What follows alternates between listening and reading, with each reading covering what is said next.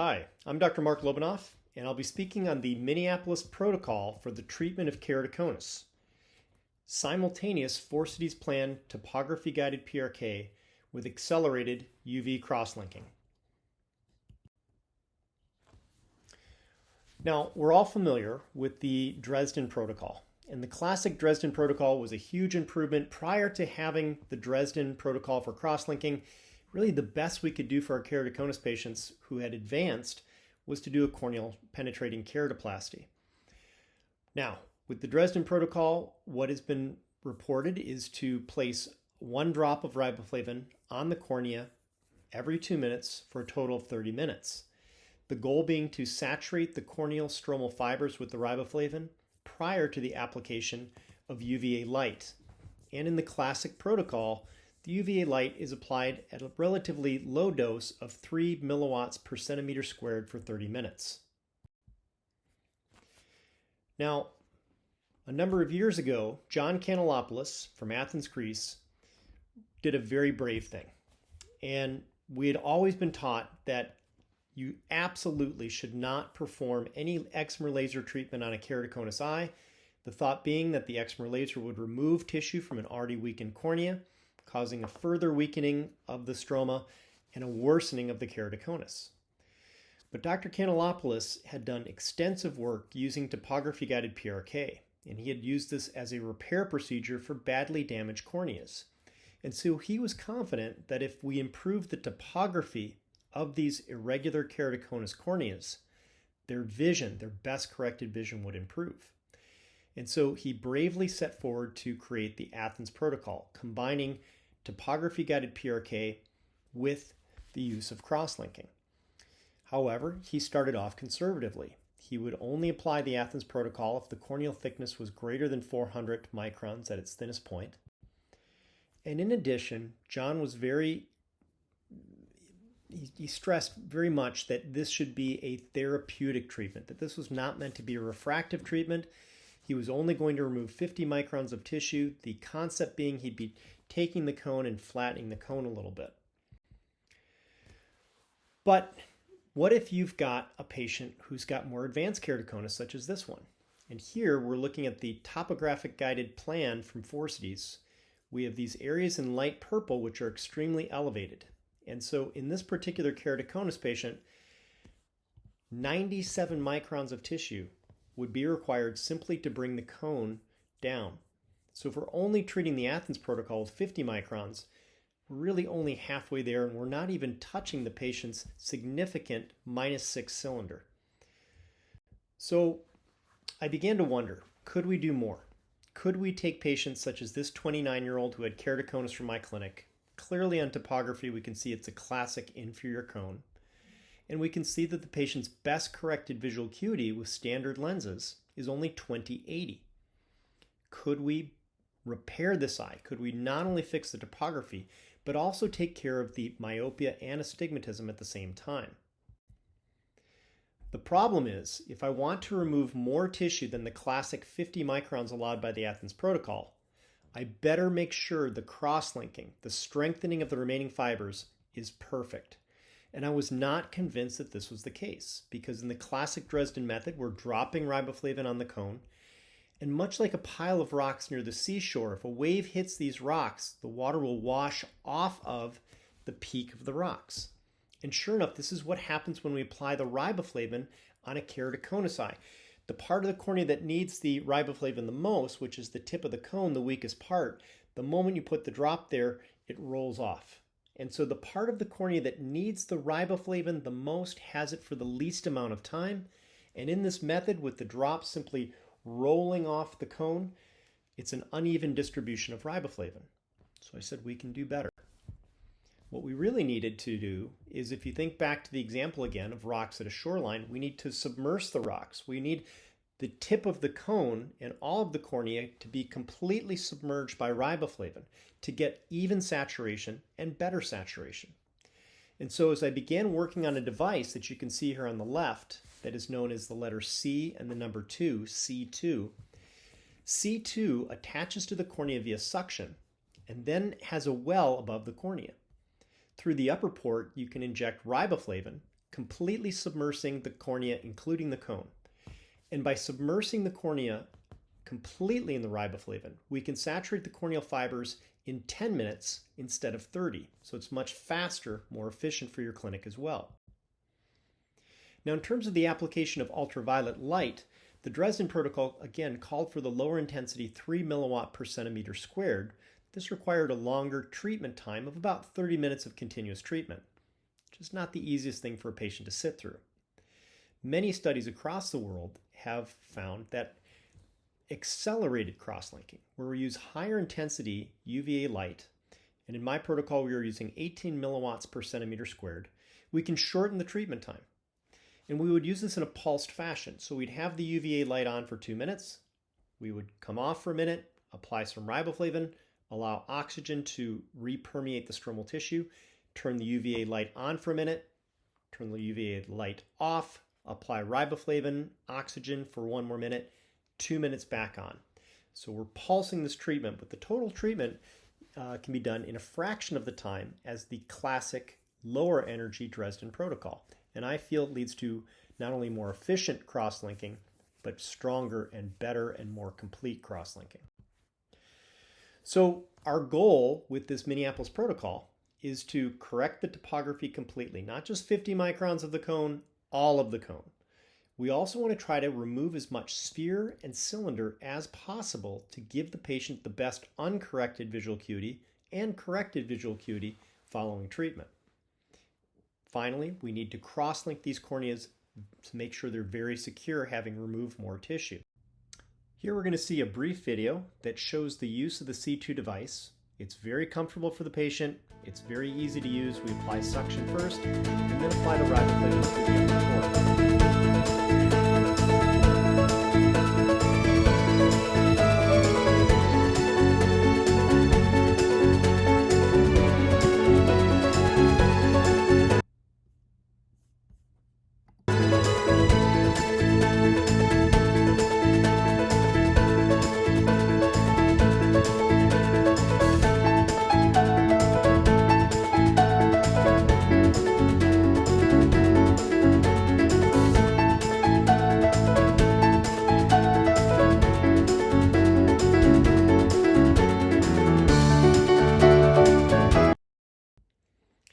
In terms of applying the accelerated UVA light, I used a device out of Taiwan for this experimental study where we could achieve higher levels of UVA light than the standard 3 milliwatts that's available in the United States. At the end of the application of the UVA light, we finish the cross-linking. I usually like to use a sponge that has mitomycin C. I'll apply that for 20 seconds. We'll apply a bandage contact lens, and we're going to be using an antibiotic QID until the epithelium heals. We'll be using prednisolone acetate 1% QID for a long taper over 4 weeks. Of course, the patient may use preservative-free artificial tears at any time. And if there's any difficulty as the epithelium heals in the center of the cornea, I am very quick to use autologous serum tears or platelet-rich plasma drops to encourage more rapid healing. Occasionally, I'll even use an amniotic membrane graft if the epithelium's not healing quickly enough. Now, it's important to remember that the rate-limiting element for the cross-linking reaction is the presence of oxygen within stromal tissue. So let's look at a few scenarios here. In the upper left-hand corner, we have a cornea that is being surrounded by 100% pure oxygen. And on the upper right, this is a cornea that's being exposed to normal room air, which has 20% oxygen. On the left-hand side, this is where the UVA light is turned on, and this green dotted line on the right is where the UVA light is turned off. You can see the curve here at the top is the blue curve, which represents lower energy, 3 milliwatts of UVA light. The black is a more intense 9 milliwatts. The red is 18 milliwatts. Green is 30. You can see that as soon as the UVA light is turned on, this cornea that's in the 100% oxygen goes from 100% O2 saturation in the stroma rapidly down to 0 at the higher concentrations of UVA light in under a minute. And in fact, on the room air, a very similar thing. immediately upon turning on the UVA light, the oxygen is nearly completely used up within seconds. But although the curves have a similar shape, where once you turn the UVA light off, the oxygen begins to return to the stroma, the starting point of these curves is very different. On 100% oxygen, upper left-hand corner, the stromal tissue at 100 micron depth starts off at 100% O2 concentration, whereas at room air, 20% O2, the starting point is only 18% O2 saturation of the stroma. So the application of 100% pure O2 drives higher oxygen concentrations in the stroma before the UVA light is applied, and also offers more rapid recovery of that oxygen concentration once the UVA light is turned off. The graphs below are for a little deeper in the stroma. Similar patterns, but now we're looking at stroma that's 200 microns deep, and somewhat similar patterns with the rapid use of the oxygen from the chemical reaction for cross-linking. What this tells us is that, again, if we really want to perfect the cross-linking, we need to be applying oxygen and pulsing it. So we turn the UVA light on at the accelerated amount. We need to turn the UVA light off for a portion of time. It's best if it's 100% oxygen surrounding that cornea so that oxygen returns to higher concentrations more rapidly. So how do we do this? Well, again, this is why I built this device. The silicone chamber is sealed, so we can pump in through the upper port 100% O2, and we can do it at pressure, not just atmospheric pressure, but above atmospheric pressure. So this 100% O2 at pressure drives the oxygen into the stroma. What's really beneficial is that the top here, this silicone, is made of a special silicone that is 100% penetrable by UVA light. So we can apply the UVA light through the 100% oxygen, driving the reaction more fully, more quickly, more efficiently, better. So other surgeons in the United States have worked on trying to modify and improve upon the Athens Protocol. And one of them was Dr. Donenfeld's group out of New York, who published this in JCRS a few years ago. In their study, they did sequential treatment. They cross-linked first, and then 1 to 2 years later, they went in and did a topography-guided PRK. And this was interesting because I had started my study about the same time, and I chose a slightly different approach. And I chose a different approach because of the work of Dr. Kanellopoulos.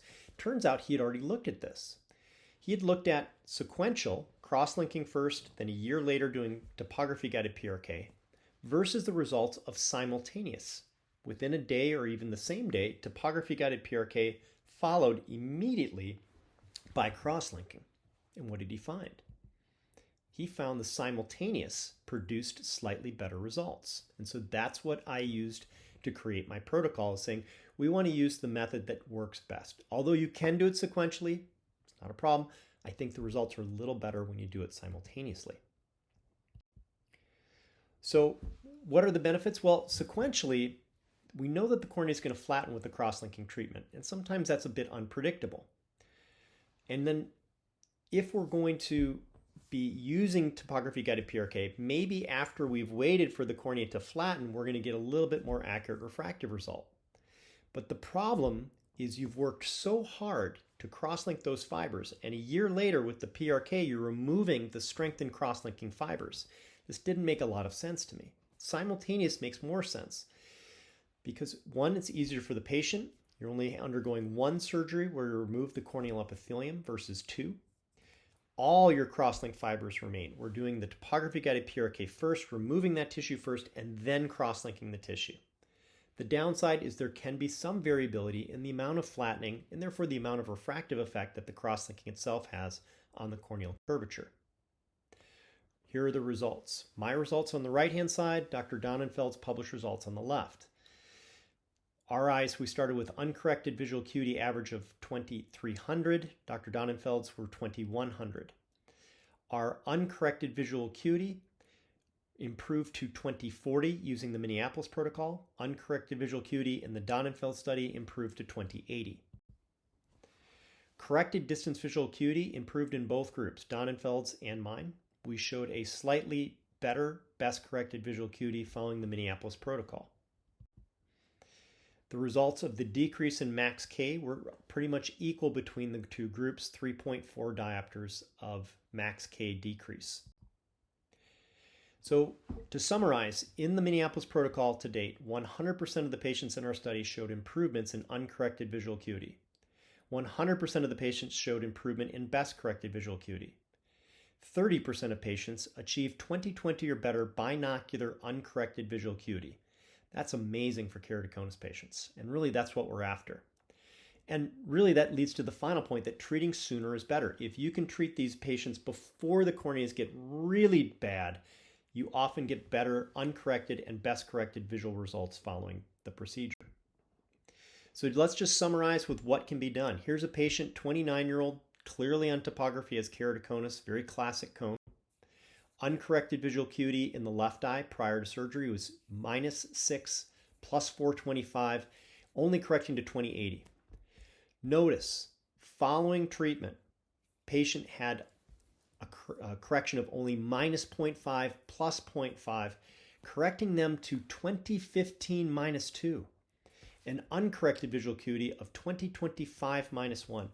A massive improvement. The best corrected went from 20/80 to 20/15 -2. This is what we're after. And with the more effective cross-linking, we've had no progression of any of these patients. Thank you for your attention.